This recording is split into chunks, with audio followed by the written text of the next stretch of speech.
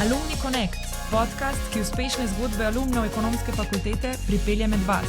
Ne zamudi in se pokonektaj z nami. Teorija in praksa sta velikokrat označeni kot dva ločena svetova.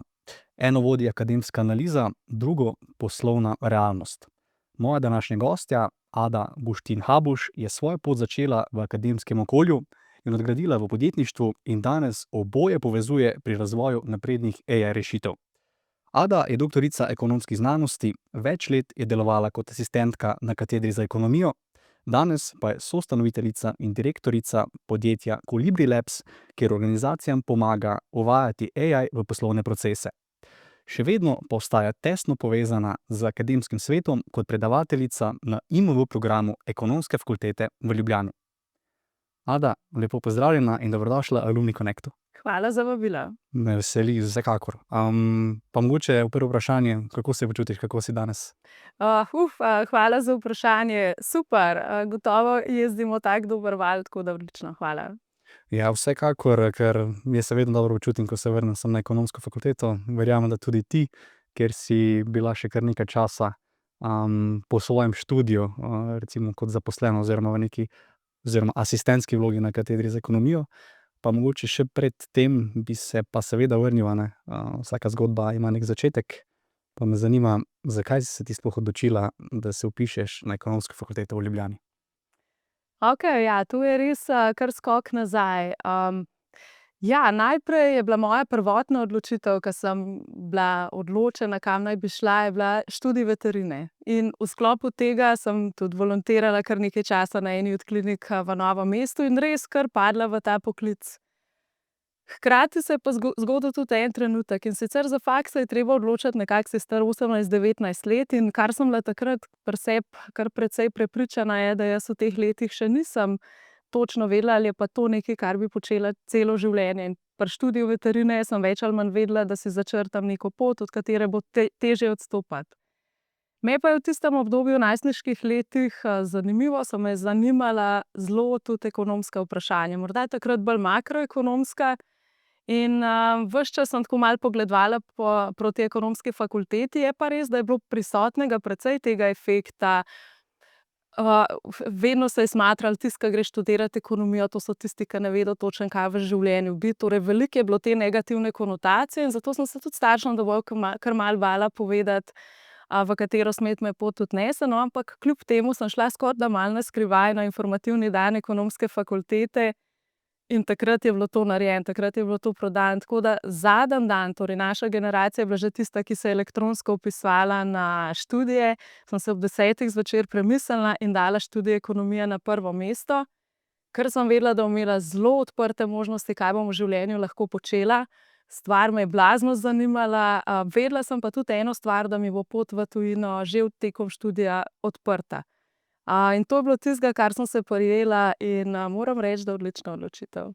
Kaj pa je bilo takrat na tisti predstavitvi na informativnem dnevu tisti trigger ali pa tisti ključni moment, ki ti je pol, bi rekel, prevalil to odločitev in si rekla, nič, jaz grem na ekonomsko fakulteto v Ljubljani? Ja, vedela sem, da če se odločim za ta študij, je spekter tega, kaj bom v življenju lahko počela, zelo velik. Lahko bi ostala v akademskih vodah, lahko grem delat v veliko mednarodno podjetje, lahko se držim manjših startupov, in ta pestrost mi je bila v tistih letih tista, ki je bila načeloma ključna.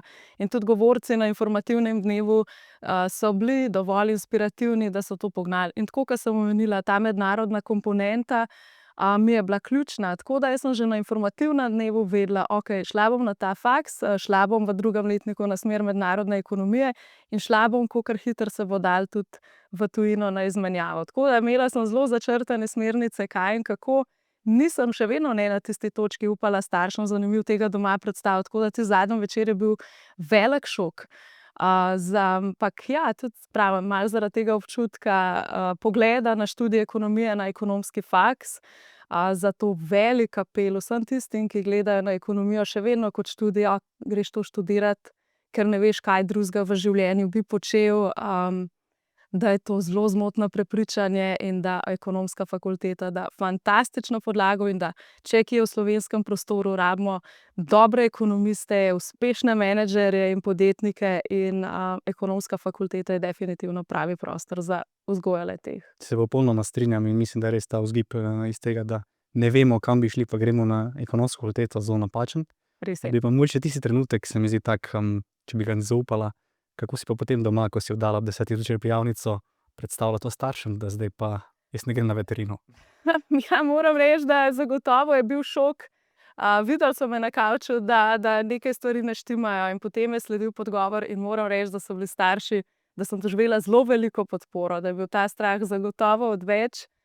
Načeloma pri vseh ostalih pa malo pomaga tudi to, da imam vsaj malo tiste flegme, da se z ostalimi komentarji nisem obremenjevala in ja, bilo jih je takrat prisotnih nekaj začudenih pogledov, odkje je ta nenadna sprememba, ampak sama pri sebi sem pa vedela, da je to definitivno pravilna odločitev. In ja, že v prvem letniku sem na faksu zares zaživela, no. Okej, zdaj smo pa v prvem letniku faksa. Nekako si ustvarila neko, oziroma si kar zelo dobro predstavila oziroma začrtala neko to študijsko pot, kaj bo recimo v drugem letniku, kako se ti odpre potem neke mednarodne izkušnje. Pa me zanima zdaj, da se mogoče malo vrnemo v ta prvi letnik oziroma zdaj smo pa res tukaj. Kako ti je, ko je zaštartal študij, recimo znanja, ki jih pridobivaš, ljudi, ki jih spoznaš, neke priložnosti, ki se ti odpirajo, tako mogoče s tega vidika? Ja, zagotovo velik preskok od tega, da na srednji šoli res so to manjše ekipe, manjše skupine, manjši razredi, tukaj prideš v velike predavalnice, kjer je število prisotnih študentov zares veliko, zelo hitro se lahko v tej množici malenkost izgubiš, ampak hkrati ponuja ogromno priložnosti, koga vse spoznati. In moram reči, da ja, zagotovo mi je bil prvi letnik kljub vsemu, kljub temu, da me je tematika res zanimala, kar velik izziv, tako da sem rabila spremeniti svoje učne, recimo temu navade, kako preštudirati večjo količino snovi. Po drugi strani pa, kar se je zgodilo že 3. oktobra, že 3. oktobra sem bila jaz v mednarodni pisarni oziroma v pisarni za mednarodne izmenjave in že nabirala brošure, kam iti na izmenjavo in res že praktično v prvem letniku odločena, kam naprej. Tako da sem že potem drugi letnik preživela na zelo zanimivi izmenjavi, ampak ja, ta prvi letnik res zaživela, res zadihala, samo fantastični spomini. To mi je zelo zanimivo, ko si rekla, da si bila že 3. oktobra v mednarodni pisarni. Ponavadi tukaj gosti, naši nekdanji študenti rečejo, da še en mesec niso vedeli tega našega labirinta, kje karkoli stoji. Ti pa si že vedela kje je mednarodna pisarna in katere študijske izmenjave bi recimo izbral nek svoj ožji izbor. Pa zdaj, ko si dala študijsko izmenjavo, me zanima, kam pa si šla na študijsko izmenjavo in kako je bilo? Tudi tukaj, torej definitivno sem človek, ki gre rad ven iz svoje cone udobja in zelo rada vidim tudi pri ostalih ljudeh, ne samo besede, kaj pa kako bi se dalo, ampak ta dejanja. Tako da tudi vedno sem sama človek dejanj, tako da zaradi tega že 3. oktober. Tako da če vidim, če čutim, da rabim neko informacijo, si jo kar hitro poiščem. In prišla sem v mednarodno pisarno z idejo zelo takih konvencionalnih izmenjav, kot so, bomo šli verjetno kam ali Skandinavija, Nemčija, Francija, verjetno so bili to tisti neki ožji izbori, Nizozemska. No, na koncu je pa sledil informativni dan izmenjav v tujini, mislim, da je bilo takrat v mesecu decembru in takrat je bila predstavitev ene zelo zanimive destinacije, in sicer Turčije. Ena od deklet, ki je bila tam na izmenjavi, je predstavljala, kakšna je možnost iti študirati na Bilkent univerzo, in tudi takrat spet na informativnem dnevu je bilo to prodano. Pa spet šok za moje starše, seveda, ne, pa zakaj vsi pač bolj države, ki so nekako bližje. Ampak lahko povem, zakaj. Torej, vedela sem, da je to nekaj drugačnega, kar sicer ne bom morala doživeti. In tja smo šli na izmenjavo, torej Turčija ima približno 200 univerz in Bilkent je bila v tistem času res njihova najprestižnejša taka privatna univerza. Gradili so jo po sistemu, dajmo poslati čim več turških profesorjev v tujino na razne fakultete, kot so oziroma univerze MIT, Stanford, Harvard, in potem so jih poklicali nazaj in v bistvu na podlagi njih gradili to celotno univerzo. Fantastično leto, torej cel drugi letnik sem preživela na tej univerzi, dobila ogromno. Kot prvo, iz študijskega vidika, ker snov tam, ki smo jo obravnavali, se mi je zdela bistveno zahtevnejša od te, ki smo jo obravnavali doma, ker sem mogla kar nekaj predmetov, kot je ekonometrija pa mikroekonomija 2, jih niti niso ponujali na dodiplomski ravni, sem jih morala opravljati na podiplomski ravni, tako da tudi to je bil eden razlog po nivoju težavnosti. Kot drugo pa skupnost, ki sem jo uspela tam spoznati, večina tujih študentov, bilo nas je približno 300 tujih študentov, je prihajalo sicer iz Amerike in Evrope. Bilo je pa kar nekaj študentov, ki so prihajali iz držav, kjer vize niso dobili za odhod v kamorkoli drugam. In to je veliko je bilo tudi Palestincev. Eden boljših prijateljev je bil iz Afganistana, prijateljica iz Irana in v tistem času, torej to je bilo leta 2011, spoznavati ljudi iz takih krajev je bilo tudi zame tako zelo velik odhod iz cone udobja in takrat te stvari odpirajo oči. Kot prvo je res, da tisti, ki odhajajo na izmenjavo iz tovrstnih držav, so bolj odprtega duha, iz premožnejših družin običajno, ampak postavijo perspektivo, kakšni so to lahko ljudje na čist nek drug nivo. In poslušati njihove zgodbe je fantastično. In ko prideš domov, si toliko bolj hvaležen, kje živiš, in toliko bolj prepričan, da v življenju nimaš prav velikih težav. To govorim zase, seveda, no. Tako da fantastična izkušnja, ki spremeni za celo življenje. Ko si bila celo leto, takrat je bilo izmenjava ponovadi, mislim, da vem zdaj, mislim, da so zdaj 6-mesečne oziroma si potem dobila še za tisti preostalek. Tako je, takrat so bila morda pravila malenkost drugačna, ampak takrat sem lahko ostala tam celo leto, res je. Kako ti je pa tako bilo iz vidika mogoče, da nagovoriva tukaj za tiste, ki recimo razmišljajo, pa ne, govoriva, da je treba stopiti iz cone udobja in tukaj res stopimo iz cone udobja, sploh pri takšni izmenjavi. Kako se mogoče spopasti temu, pa če imamo neke pomisleke, ko izbiramo recimo študijsko pa izmenjavo ali pa ko smo že tam, verjetno si imela kar nekaj tudi ne sam, bi rekel, pozitivnih izkušenj, tudi kakšna negativna, verjetno pa si je mogla potem recimo kak manjši fail, katerega nisi bila navajena v bistvu se nekako naučiti oziroma ga premagati, no. Pa me na tej točki zanima, kaj bi nekako podala na dušo oziroma ali pa povedala kot. Pravilnega odgovora pri izboru destinacije zagotovo ni. Pravilen odgovor je ta, da definitivno zelo toplo priporočam odhod v tujino za ta nek določen čas študija. In te stvari mečejo iz cone udobja. In ko se ti vržeš iz cone udobja, sledi cona frustracije, cona strahu, negotovosti, ker zares se podaš v zelo mladih letih v čisto neko drugo državo, z drugačnimi pravili, z drugačnim potekom življenja. Ampak ko si ti sposoben premagati cono frustracije, strahu, sledi cona učenja pa cona rasti. In to je tisto ključno, kar lahko doživiš morda po eni strani le v tujini. In toplo priporočam vsakemu, ker ko enkrat odideš ven, pogledaš na Slovenijo v popolnoma drugačni luči. To je ena stvar. Spleteš nove vezi, ki jih pred tem nisi. Potem je tukaj zagotovo tudi tam efekt angleščine. Moram reči, da če pomislim sebe v letu 2011 in moj nivo angleščine, definitivno nizek, ker takrat enostavno nismo bili izpostavljeni neki vsebini v angleščini. Pa me to vse ni ustavilo. Sem vedela, okej, ko bom tam, se bomo že naučili in res je dalo fantastično podlago. In majhno gospodarstvo smo. Vsaka izkušnja, ki jo lahko imaš v tujini, je samo dobrodošla, potem tudi v poslovnem svetu. Izbira destinacije pa toliko veliko plusov, pri katerikoli greš, tako da samo kam usmeriš svoje misli in je lahko to le pozitivna izkušnja. Ne more narediti nihče napake. Okej, všeč mi je ta nasvet, da ne more biti nobenega zdaj, da bi imel nek strah, kaj pa zdaj iti, ali gremo v skandinavske države, gremo čisto nekam do Avstralije recimo. Všeč mi je bilo, ko si rekla, da si dobila pa zaradi tega drugačen pogled potem na Slovenijo. A bi mogoče izpostavila, kaj je bil, ne vem, tisti potem drugačen pogled pa neko drugačno razumevanje Slovenije kot take, mogoče zdaj z vidika gospodarstva, ekonomije ali pač, ne vem, mogoče čisto iz vidika študija, kakorkoli, no. Veliko je. Torej, življenje v velikem mestu, kot je Ankara, torej v Turčiji, kjer sem študirala, njihovo glavno mesto, gotovo, ko to enkrat doživiš, tako ogromno mesto, ga vidiš v vseh spektrih, ki jih to ponuja. In mogoče ta domačnost potem Slovenije še toliko več da.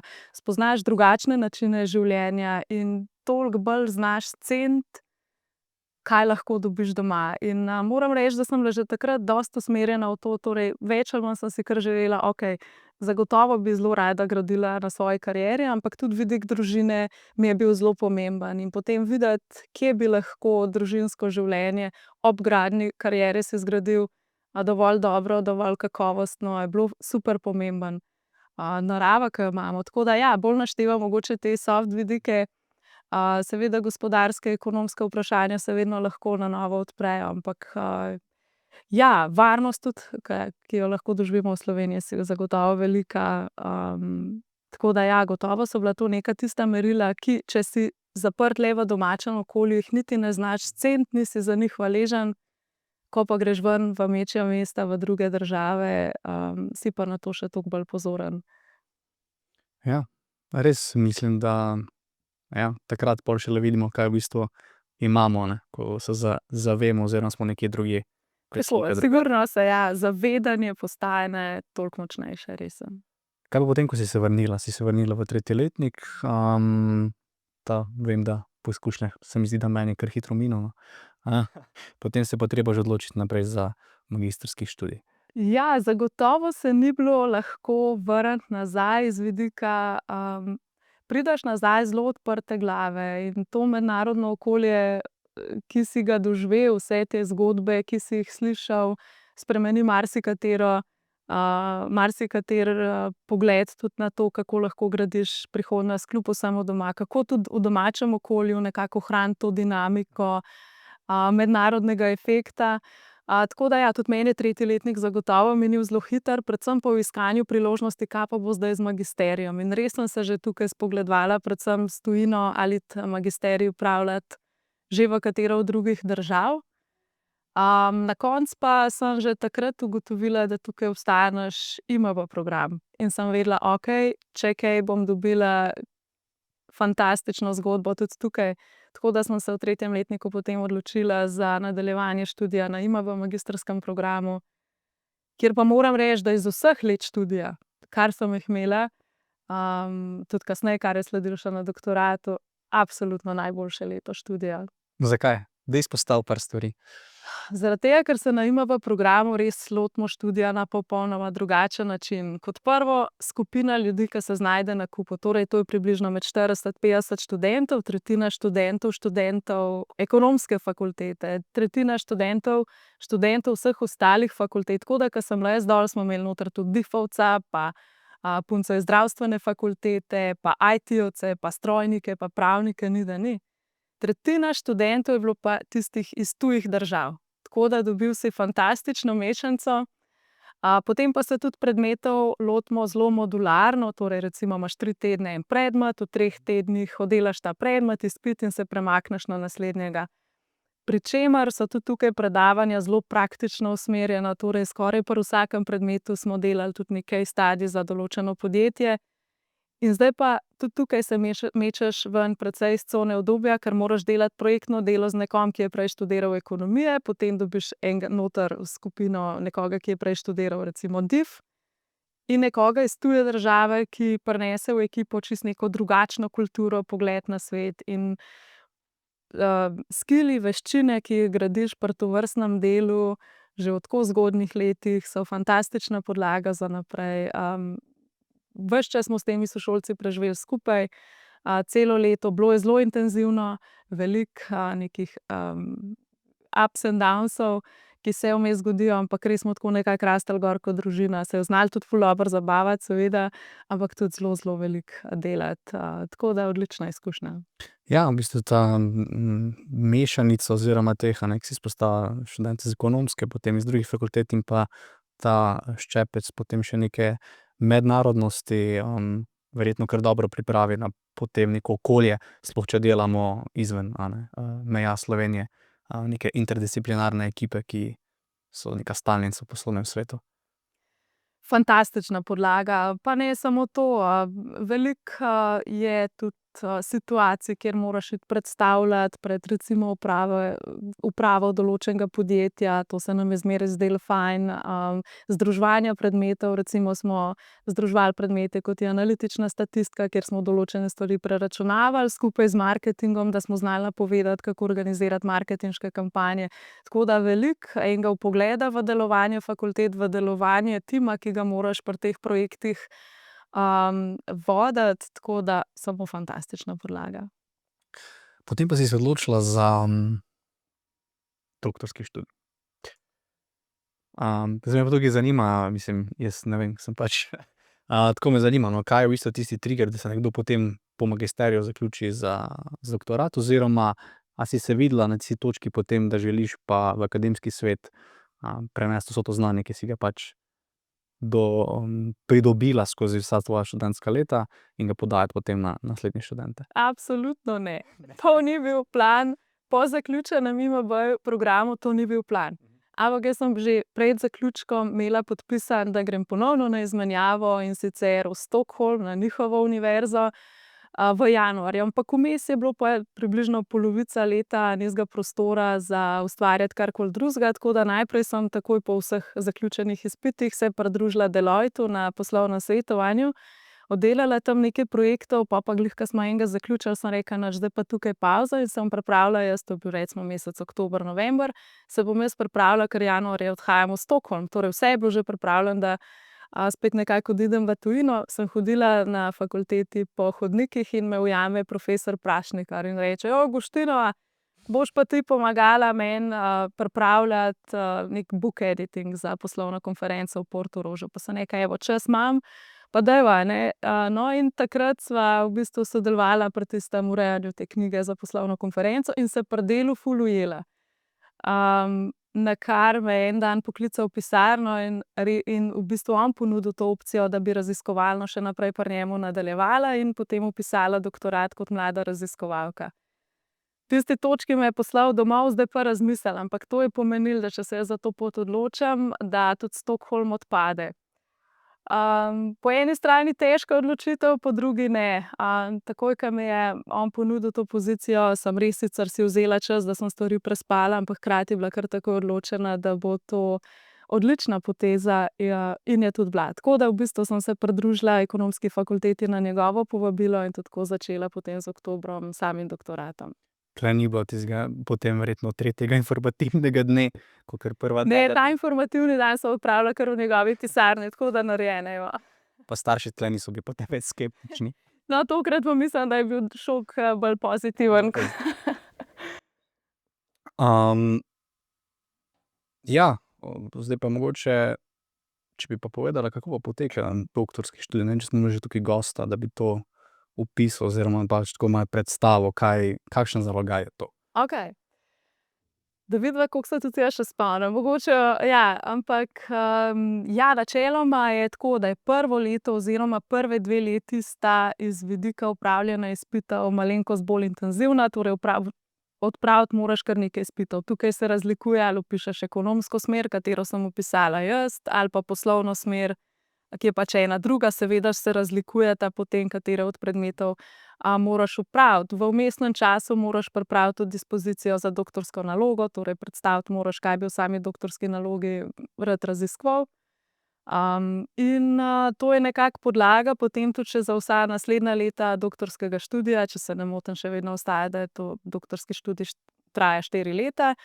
Moraš do konca seveda napisati to doktorsko nalogo, vmes objavljati članke, hoditi na konference in tako drugače. Je pa res, da sem bila pri tem tudi zaposlena na ekonomski fakulteti kot mlada raziskovalka, kar je pomenilo, da sem se morala opraviti kar nekaj pedagoških ur v razredu. Tukaj pa mogoče ta distinkcija, ali si zaposlen kot mladi raziskovalec, kar pomeni, da je teh pedagoških ur bistveno manj, kot če si zaposlen kot asistent, ki dela doktorat, pri čemer je količina ur, ki jih moraš opraviti v razredu, bistveno večja. Tako da tukaj sem imela res veliko srečo in morda predvsem to, da sem potem lahko v drugem letniku doktorskega študija odšla tudi za pol leta na Columbia University v New Yorku in tam v bistvu opravila kar en velik del predmetov, ki so bili ključni potem tudi za moj doktorat, ki jih nisem morala poslušati pri nas. Tako da fantastična izkušnja tudi tam. Tako da bi lahko rekel, da si moč malo to zamenjavo s Stockholmom pozamenjala s tem, da si odšla v Ameriko.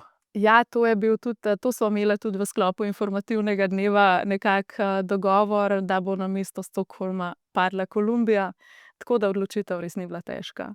Pa mogoče preden greva na Kolumbijo, me zanima, kako pa je potem videti predavalnico iz te smeri, ko ne sedimo več mi v predavalnici kot študent, ampak smo tisti, ki predajamo znanje na študenta.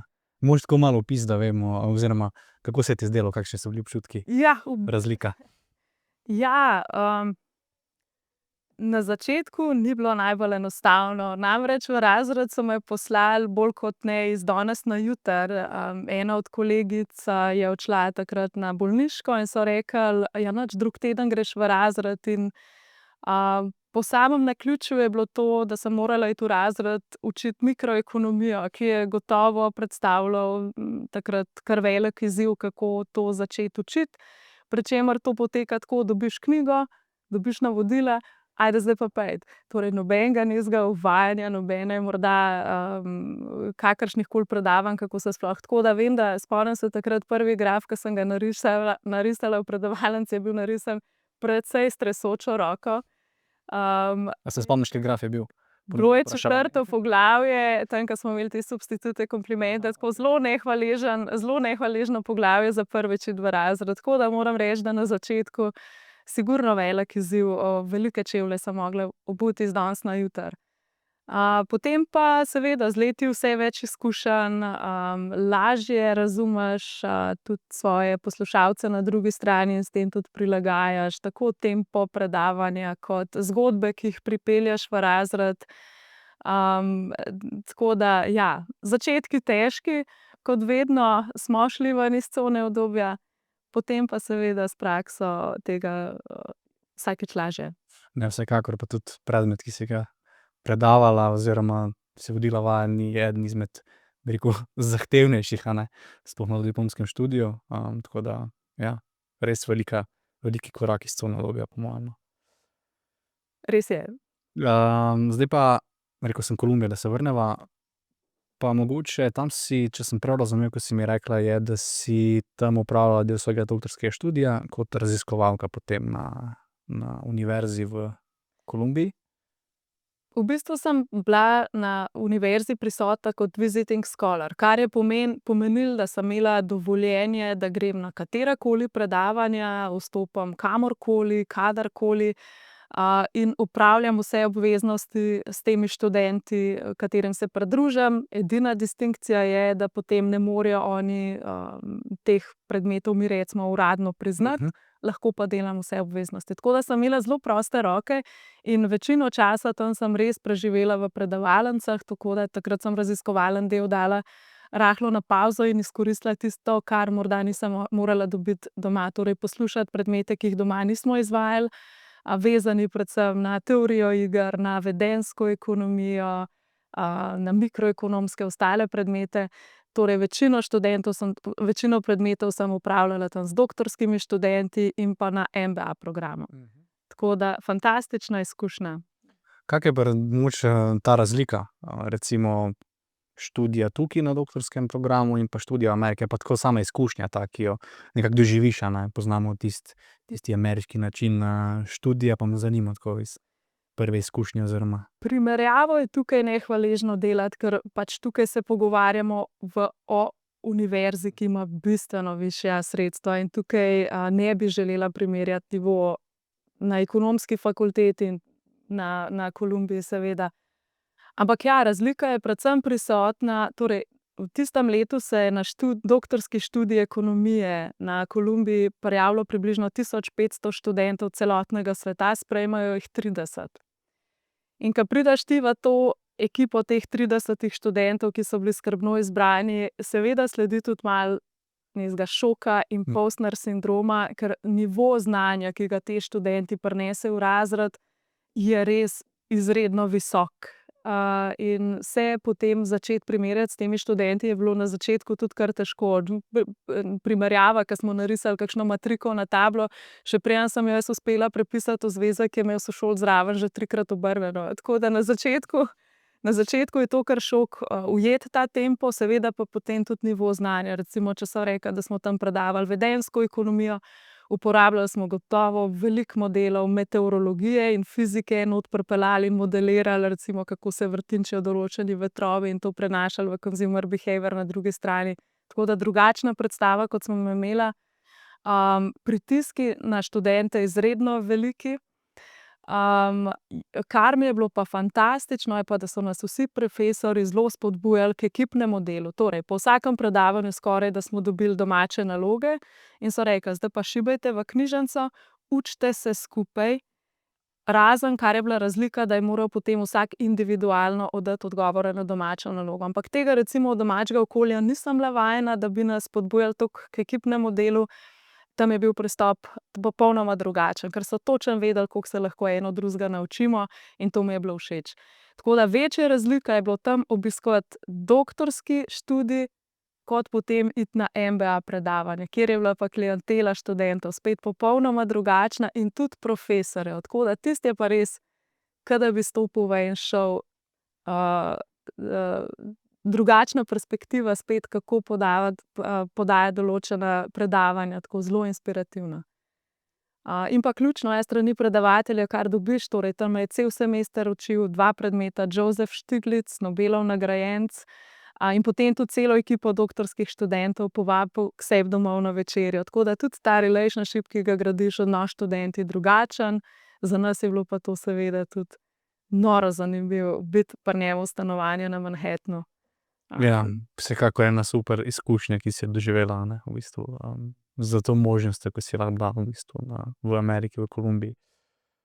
Zdaj pa ta preskok bi mogoče začela iz akademskega sveta v poslovni svet, v podjetništvo. Rekla si mi, da si najprej se pridružila skladu Silicon Gardens, Res je?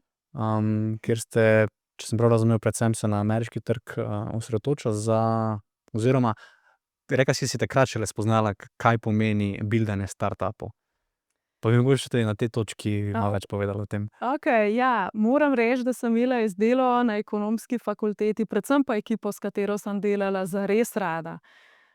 Kar mi je bilo morda v tistem trenutku težje sprejeti, torej če želiš v akademskem svetu napredovati, je ključno, koliko člankov napišeš, ki jih objaviš, na katere konference si šel.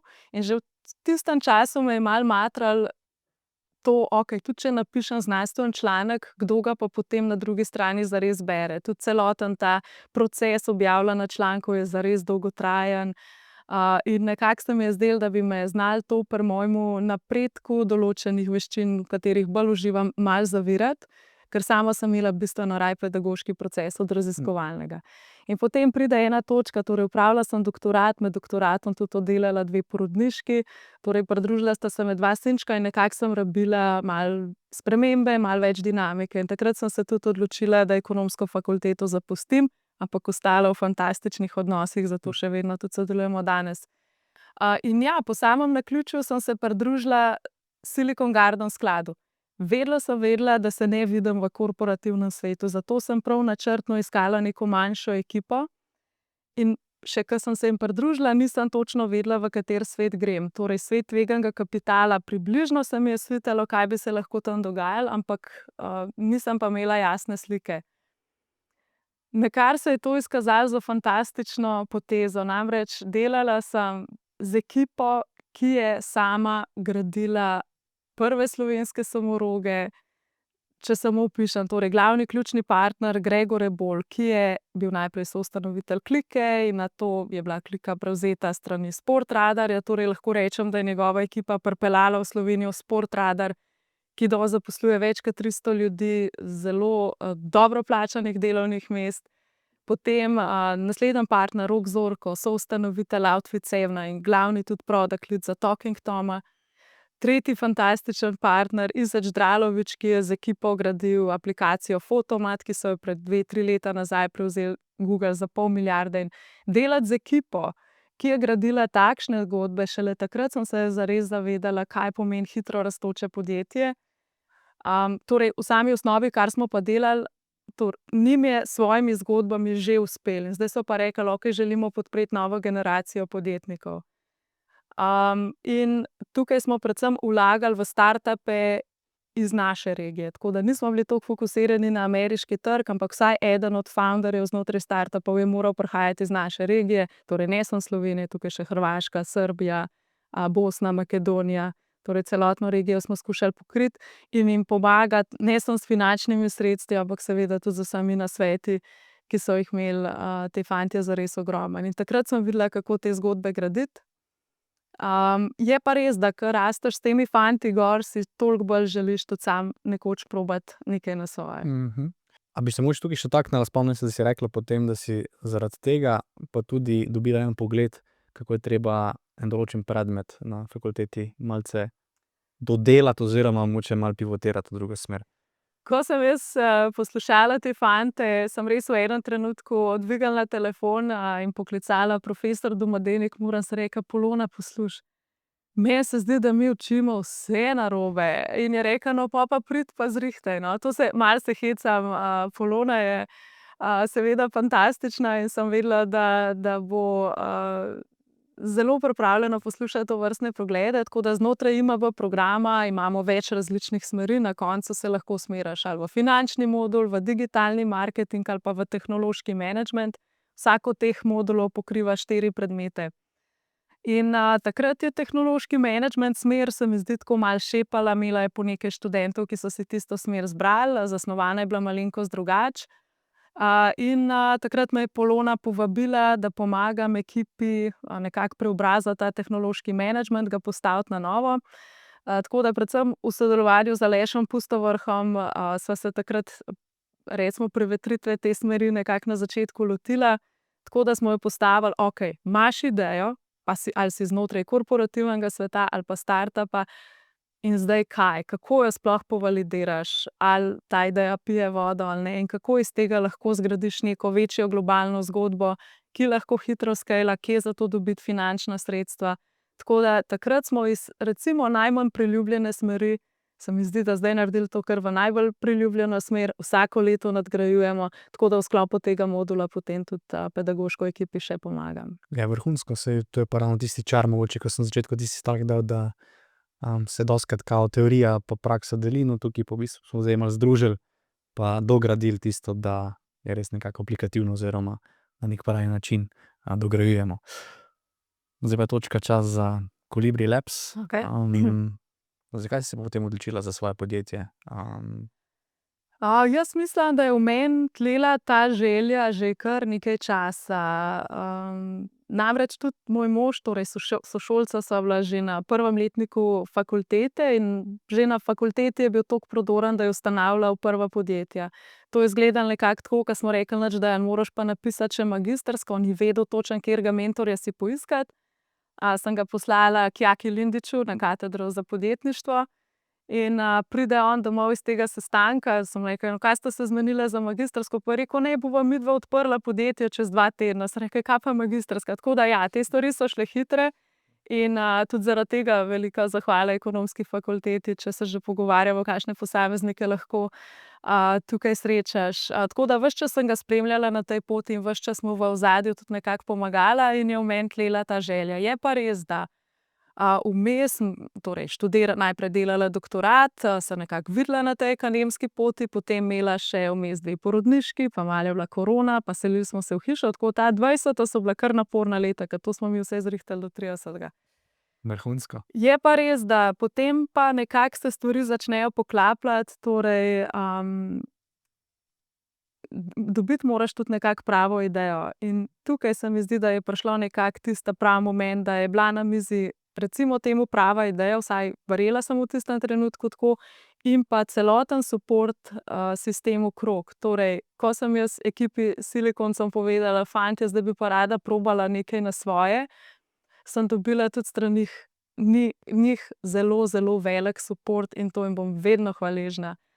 Stvari doma so se poklopile, fanta sta začela rasti, torej oba sinčka, Tako da ja, pot je bila tlakovana, da sem si upala probati tudi nekaj na svoje.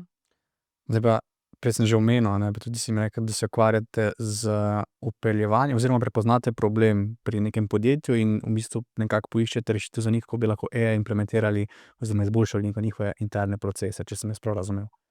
Odkje pa takrat ideja? Takrat še ni bilo toliko AI-ja, tak buzzword, kakor je danes, mogoče niti na tej ravni še ni bil toliko razvit, no. Pa mogoče iz tega vidika me zanima. Tudi ta ideja ima predhodno idejo. Okej. In to je v bistvu Kolibri Labs je bil pol pivot te predhodne ideje.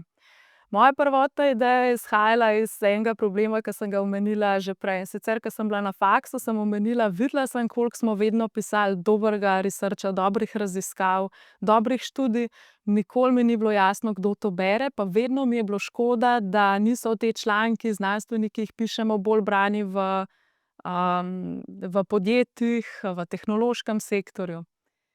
In spet, ko se vrnem nazaj do ekipe Silicon Garden sklada, takrat sem jaz pri teh fantih videla, da pa dejansko, ko so gradili svoje zgodbe, sploh izrecno Fotomat, so jim v bistvu te ključne tehnološke preskoke omogočali ravno vestno branje znanstvenih člankov. In sem rekla, okej, če mi naredimo način, da bi lahko znanstvene članke pripeljali v tehnološka podjetja, jih zapakirali na nek drugačen format, bolj berljiv format, potem bi bilo lahko tudi bistveno več efekta od vse te znanosti, ki jo ustvarjamo, ki je zelo dragocena.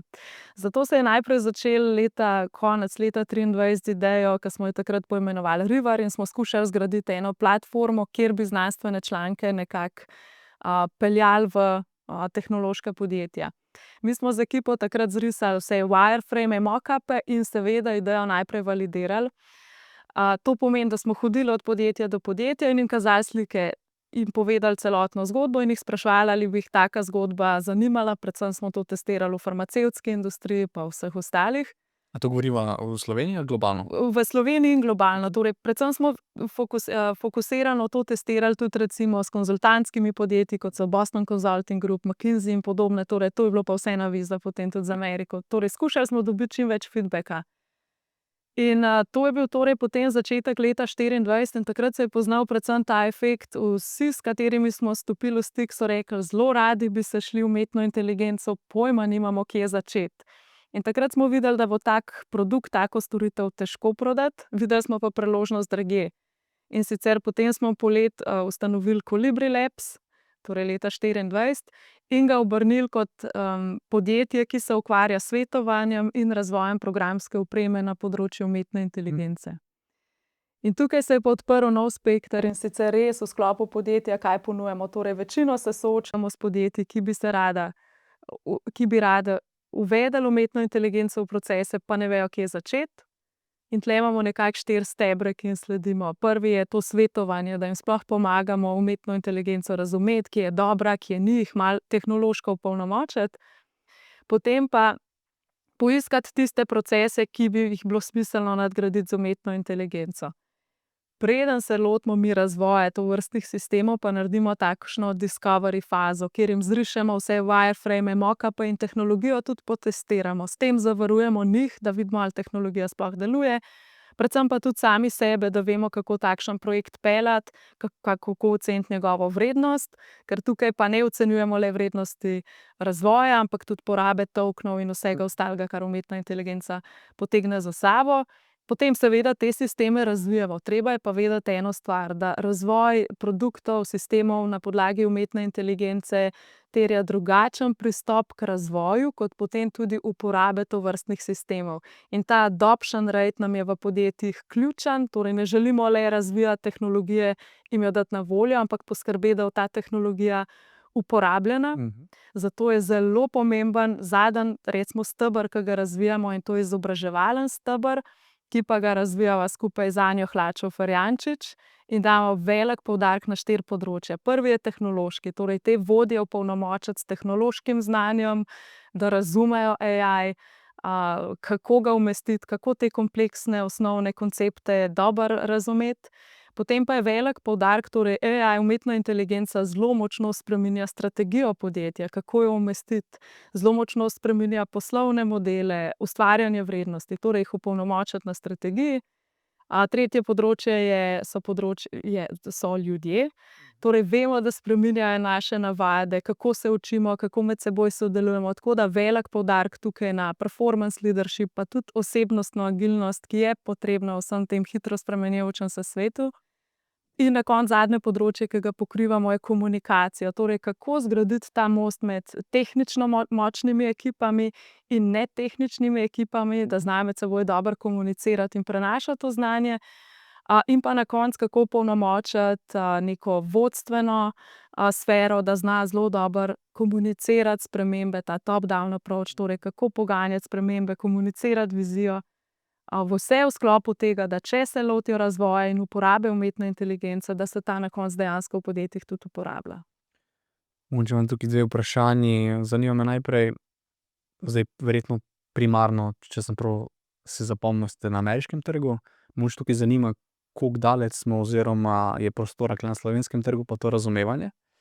Na drugi strani me pa zanima ta kombinacija, zdaj imaš zelo bogato podlago iz akademskega sveta, iz ekonomskih znanj, no, pa potem ta uporaba pri podjetništvu, ne. Me zanima, kako se to prepleta oziroma kakšne stvari so ti lažje za razumevanje kot pa nekomu, ki je recimo neki striktno strokoven kader, recimo neki IT-ovec. Gotovo, kar pride še kako prav, je ravno na drugi strani ta komunikacija in predaja znanja na stranko. To se mi zdi, da je bilo ključno, ker skomunicirati delovanje umetne inteligence določenemu IT-kadru je včasih težko in tukaj so potrebne drugačne veščine, kako pristopati in razložiti te kompleksne procese nekemu vodstvenemu kadru, ki o umetni inteligenci pred tem ni nič slišal. Sicer pa, kjer mi je znanje prišlo še kako prav, pa celotna ideja, se pa lahko vrnem predvsem na kavo, ki sem jo imela avgusta lani, in sicer eden od teh, s katerim sem validirala našo idejo, prvotno, kako znanstvene članke preplesti v posloven svet. Takrat sem poklicala Miho Škerlova in sem rekla, da greš ti na kavo, nekaj ti moram pokazati, torej profesorja ekonomske fakultete. Miha se je takrat vzel čas, gledal tiste skice, me poslušal in rekel, veš kaj, ti bi mogla to predstaviti Academy of Managementu. Jaz sem takrat malo zavzdihnila, namreč Academy of Management je najstarejša, najprestižnejša organizacija na področju menedžmenta, raziskav v menedžmentu, ustanovljena že leta 1936 na Čikaški univerzi. Oni urednikujejo 7 znanstvenih revij in 3 od tega res so top of the top v tem fieldu. In če kot akademik objaviš v eni od teh revij, je to res hallmark tvoje kariere. Na drugi strani danes se združujejo že 22,000 članov po celem svetu, torej raznih profesorjev, konzultantov in tako naprej. Eden od tega kmalu prihaja v Slovenijo, Adam Grant. In organizirajo veliko letno konferenco. In kdorkoli iz našega faksa je kdaj šel na to veliko letno konferenco, je bil res, smo mu res kar zavidali, no. In ko je meni omenil, da je predstavil Academy of Managementu, sem tudi jaz takrat bila malo skeptična, kaj bi lahko iz tega bilo. Ampak res smo se potem v januarju prihodnje leto slišali s to ekipo, torej direktorico in z vsem ostalim in predstavljali našo idejo. In potem se je to razvilo v tak odnos, da smo imeli z njimi klice kar vsak teden in pomagali tudi njim razumeti umetno inteligenco in jim skušati poiskati tiste procese, kjer bi se jim splačalo to uvesti. Takrat so imeli na drugi strani še sogovornike iz Harvarda, MIT-ja, torej imeli smo precej konkurence na drugi strani, nismo pa vedeli, kaj od vsega tega pričakovati. Če grem malo fast forward, torej takrat smo jim zgradili prvi produkt, ki pa se je izkazal za toliko uspešnega, da so se na koncu tudi odločili, da je naša ekipa postala njihov uradni project partner, torej razvijalec vseh procesov vezanih na umetno inteligenco znotraj organizacije. Tako da trenutno jim skupaj z ekipo poganjamo in vodimo res vse procese, ki se dotikajo umetne inteligence. In tukaj je potem ta krasen preplet, torej, da smo lahko mi dobro komunicirali s to stranko, mi je zagotovo akademsko znanje prišlo še kako prav. Hkrati pa tudi ves podjetniški vidik okrog, ki sem ga zgradila prek ostalih zgodb. Tako da to je zagotovo naš največji strateški partner, ki ga imamo, in nam odpira potem tudi ostale stranke po Ameriki. Vrhunsko, verjetno en tak izmed res lepih, velikih dosežkov. Bi si lahko rekla to, ne? Zagotovo velik in zelo lep dosežek za celotno ekipo. Ja. Pomoč na tej točki, vemo, ponavadi se pojavljajo te enačbe, imamo podjetje, neko idejo, pa tisti ščepec sreče. Pa mogoče tukaj povedala par besed, kako ti gledaš na to, si imela pri tej svoji karieri pa pri temu zdaj podjetniškem poslovnem svetu tudi veliko sreče, pravih momentov, ali v bistvu je šlo vse po nekem planu? Definitivno moraš imeti tudi srečo, sem prepričana v to, ampak ne smeš pa pozabiti, da imaš srečo lahko samo, če jo loviš. Velikokrat srečam v podjetniškem svetu veliko ljudi, ki imajo ideje, ki imajo vizijo, ampak je preveč besed, premalo dejanj. Tako da prepričana sem, da srečo ujameš, če besedam sledijo dejanja in če pač delaš nekako korake v pravo smer, potem bo definitivno prišlo tudi tiste malo sreče, ki jo potrebuješ. Tako da ja, sreča definitivno, ampak na podlagi tega, da je bilo tudi veliko narejenega v tej smeri in da res nismo bili primer in ves čas poganjali stvari z ekipo dalje. Ja, pa bi jaz na tej točki nekako to srečo povezal v najin zaključek. Bi na tej točki v bistvu te malo izzval, da bi podala eno misel. Mogoče en nasvet, ki bi recimo pomagal študentom, da nekako lažje oziroma se boljše usmerijo oziroma prepoznajo neko svojo potencialno karierno ali pa študijsko pot dalje, če se recimo vidijo v akademskem svetu, bi mogoče tak enostaven, zanimiv nasvet potem za nekoga, ki recimo hoče zgraditi, ima idejo za nek svoj startup.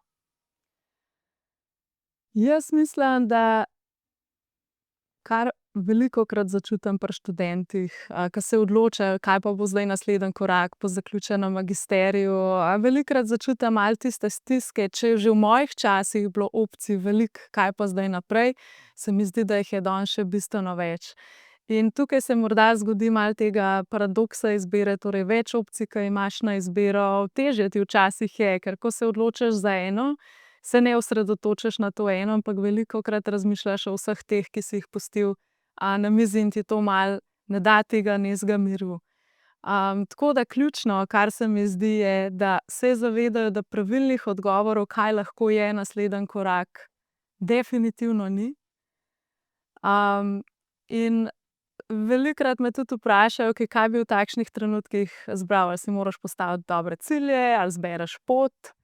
In jaz rečem, da kar oboje.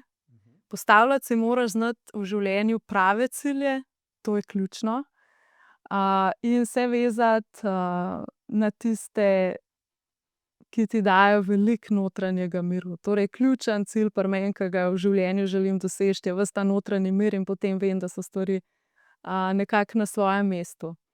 In če imam postavljene take cilje, je zagotovo tudi pot prekrasna.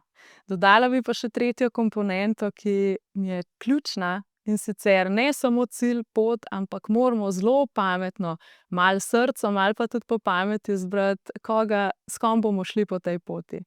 Ljudmi, s katerimi se obkrožaš, oziroma ljudje, s katerimi se obkrožaš, se mi zdijo ključni. Poiskati nabor tistih, ki te navdihujejo, ki te dvigujejo, se mi zdi v takšnem poslovnem svetu, ki je zelo dinamičen in konstantno spreminjajoč, ključen. Ljudi, ki jim lahko zaupaš, so tisti, ki naredijo to pot, da dosegaš cilje, krasno. To si tako zelo lepo povedala, se pravi, nekako cilj, da imamo notranji mir, da se obdamo s pravimi ljudmi in pa da imamo tisti ščepec sreče, pa potem nekako nam uspeh je zagotovljen. Ada, najlepša hvala, ker si bila moja gostja. Hvala tudi tebi.